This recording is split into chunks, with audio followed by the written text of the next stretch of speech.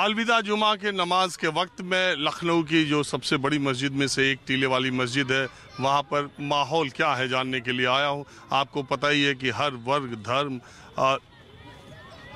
हर वर्ग की बात करने के लिए और विशेष मौक़ों पर मैं वहाँ पहुँचता हूँ और चर्चा ये करता हूँ कि इस वक्त उनके दिमाग में, उस वर्ग, उस धर्म, उस जमात के लोगों के दिमाग में आज के माहौल के बारे में क्या चर्चा चलती है।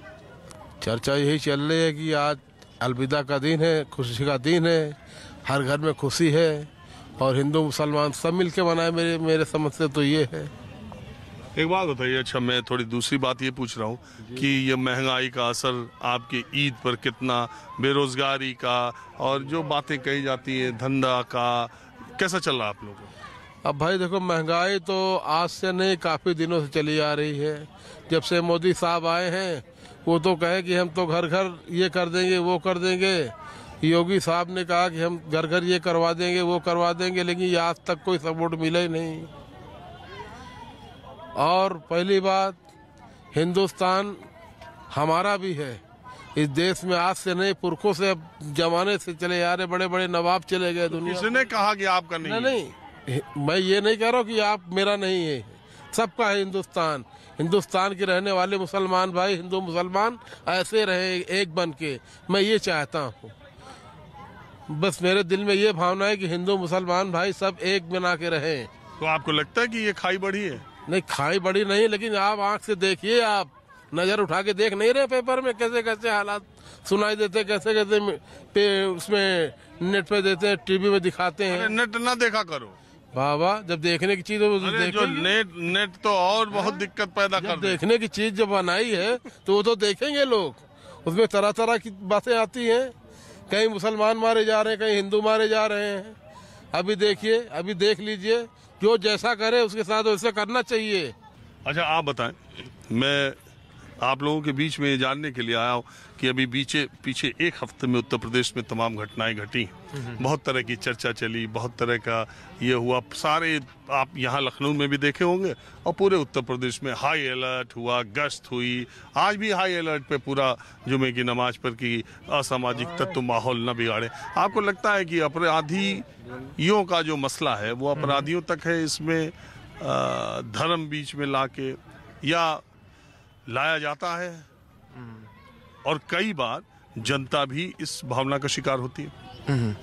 देखिए, ये बात सही है और सीधी सी बात है। देखिए, अपराधियों की जब बात हो तो उसमें धर्म बिल्कुल नहीं आना चाहिए। जो सोसाइटी के लिए, समाज के लिए, देश के लिए बहुत नुकसानदेह बात है। और कोई भी अपराधी, ये तो हम लोग सब लोग समझ रहे हैं, बगैर राजनीतिक संरक्षण के तो आगे बढ़ नहीं पाते हैं। और रही बात अभी जो घटना हुई थी, तो घटना पे ज़्यादा बात ना करते हुए ये बात कही जाएगी कि जो बेटे के साथ हुआ वो हुआ। हाँ, लोगों को एक शौक लगा जो जुडिशियल कस्टडी में, पुलिस कस्टडी में जो घटना हो गई, उससे एक लोगों को शौक लगा। लेकिन उसके लिए अगेन पुलिस की मेहनत बढ़ गई। और लखनऊ हमारा शहर जो गंगा जन्मी तहजीब के लिए जाना जाता है, आज भी देखिए यहाँ पे जितने भी त्यौहार होते हैं, अभी भी पुराने लोगों में, कम से कम हम हमारे शहर लखनऊ के लिए कहेंगे, मिलजुल के मनाते हैं। और यहाँ के लोग बहुत अमन पसंद लोग हैं। लेकिन जब अपराधियों के बाद खिलाफ कार्रवाई की जाती है तो बहुत बार ये कहा जाता है कि ये जो है मुख्तारती के खिलाफ हो रही है, बाकी नहीं हो रही है, तो मुसलमानों के खिलाफ हो रही है। ये भी चर्चा चलाने लगते हैं। अरे अब चलाने वालों को चलाने दीजिए। ईद का माहौल है, जैसे कि आप पूछते ही रहते हैं। अब ईद का माहौल है, अलविदा की नमाज बहुत खुशमिजाज अच्छे अंदाज में कटी है। अब इमाम साहब आ गए, हमारे पुराने जानने वाले। इमाम साहब, यहाँ मैं पहले भी आया हूँ, तो आज जो है मैं ये जानने आया हूँ कि पिछली बार से और इस बार में माहौल में क्या फर्क? पिछली बार में और माहौल में ये फर्क है, पिछले साल ज्यादा गर्मी थी, इस वक्त बहुत अच्छा मौसम है। माशाल्लाह। पिछली बार ज्यादा दिन बाद भी पड़ी थी, हमें लगता है कि हर साल पड़ती है, एक साल में मई। अच्छा हाँ जी, उस बार मुझे जहाँ तक आ रहा है मई के पहले हफ्ते में ईद थी शायद जी, 10 दिन आगे थी। तो एक बात ये पीछे थी। हाँ, 10 दिन पीछे। हाँ जी। वही तो बड़ा इस समय चर्चा चल रही है कि कुछ घटनाएं इधर उधर जो घटी हैं उससे कोई सांप्रदायिक, इसीलिए देखिए आज जुमे की नमाज में उत्तर प्रदेश में कितना हाई अलर्ट था, सब शांतिपूर्ण।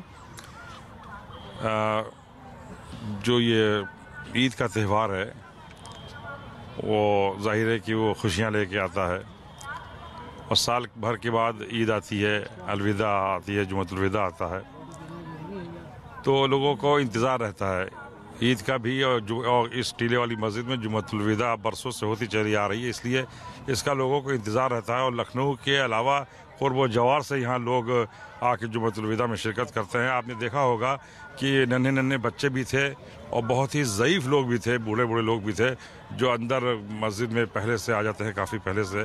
पहले तो आज से बहुत पहले तो लोग बैलगाड़ी और घोड़े से और इससे आते थे, और रात ही में आ जाते थे यहाँ पे। यहाँ तक कि सहरी के इंतज़ाम भी यहाँ करते थे, और फजर की नमाज़ पढ़ के फिर जुम्मतुल-विदा पढ़ के भी शाम को निकलते थे। मगर वो बहुत पहले की बात बता रहा हूँ मैं आपको।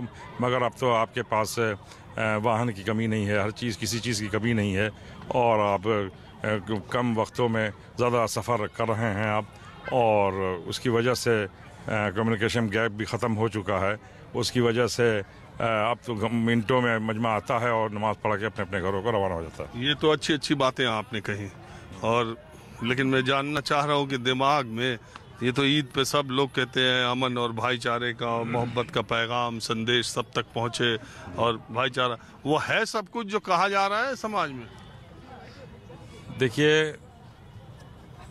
हिंदुस्तान में जो इतनी बड़ा जमहूरी मुल्क है उसमें एकता भी है, इंसानियत भी है, व्यवहार भी है, यकजहती भी है, इत्तेहाद भी है, सब्र भी है, ज़र्फ़ भी है, हर चीज़ है। और कुछ लोगों को छोड़ के जाहिर है कि जिनको मैं ये समझता हूँ कि वो मुल्क के वफ़ादार हैं, न अपनी कौम के वफ़ादार हैं, न अपने परिवार के वफ़ादार हैं, न वो अपने ख़ानदान के वफ़ादार हैं। और सबसे बड़ी बात यह कि जो इस वक्त गवर्नमेंट की जो गाइडलाइन है उसका मैं लोगों से, अपने आवाम से और सारे लोगों से ये अपील करता हूँ कि जो भी गाइडलाइन हो उसको फॉलो करें। जो भी गवर्नमेंट के जो इंस्ट्रक्शंस हैं उनको हर तरह से उनको आवाम को और सारे लोगों को उसको सुनना चाहिए और समझना चाहिए, उस पर अमल दरामद होना चाहिए। और आपके चैनल के माध्यम से, आपके चैनल की तरफ से और आपकी मोहब्बतों की वजह से, क्योंकि आप इससे पहले भी इंटरव्यू लेने आ चुके हैं मेरा, उसकी वजह से मैं पूरे हिंदुस्तान क्या पूरी दुनिया को ईद उल फित्र की मुबारकबाद पेश करते हैं, सबकी जान, माल, इज़्ज़त, आबरू, सेहत, तंदुरुस्ती और खुशहाली और तरक्की के साथ। बहुत शुक्रिया आपका। वैसे